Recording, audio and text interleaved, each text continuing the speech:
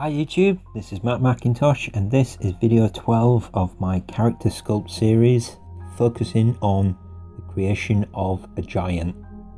So in this video I'm just going to go over the kind of refinement process of the production of the muscles and look to just troubleshoot any sort of little bits that are sticking out or making themselves apparent. So it is a case of going around that model, checking for any areas that could do with an additional pass and give it a bit more attention in some areas. So at the moment I'm focusing on the legs, and as you can see there's a bit of a weird shape to the foot, so I'm kind of looking at refining the overall form of that. And yeah, it's a case of zooming out, seeing if there's a problem, going into that area and fixing it.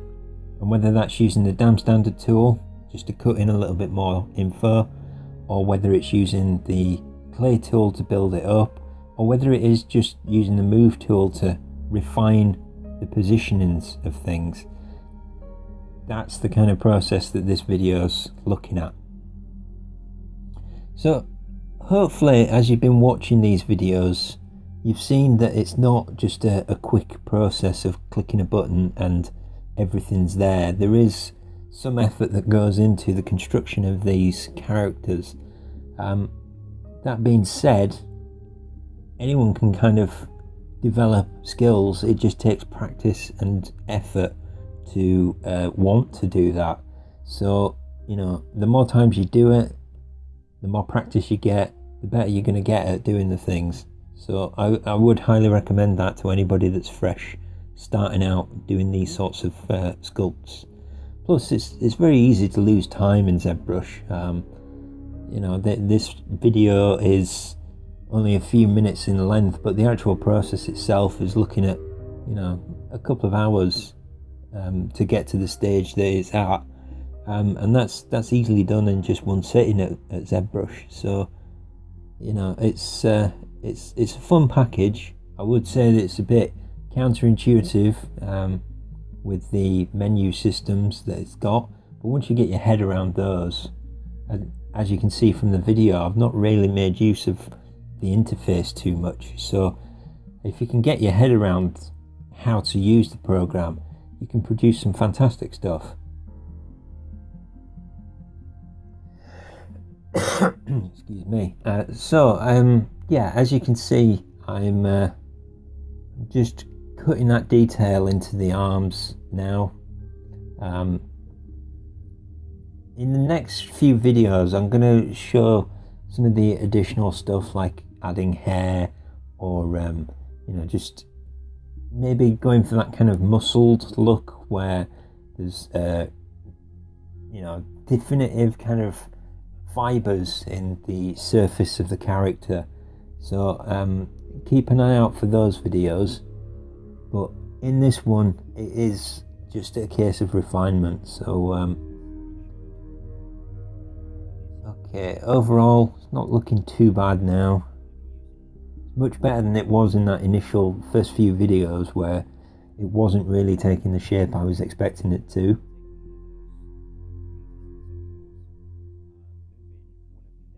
But as you can see, I'm just going over small areas and building those bits up.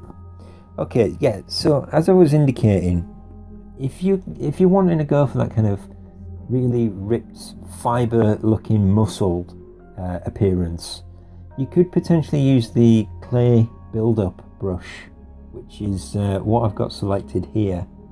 And all I tend to do with that, if I'm going to go for that appearance, is I build it up in this sort of way so you can see that there are kind of indentations within the muscle, and then I tend to go over it with a gentle smooth, so that it kind of fades it back and it's not quite as in your face with it. That said, there are other people that prefer that kind of appearance, so you know, it's up to you how you go about building that character. But I personally, through personal preference, don't like to have the muscles looking this kind of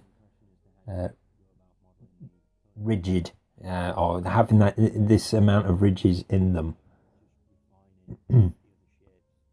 Or it can be good for kind of building in that unevenness and a bit of variety into the surface. Just be careful you don't go too intense with it. So I would recommend turning the intensity down quite considerably, and then you've got far more control on how this is actually applied. If you're liking what you're seeing, please like and subscribe to my channel.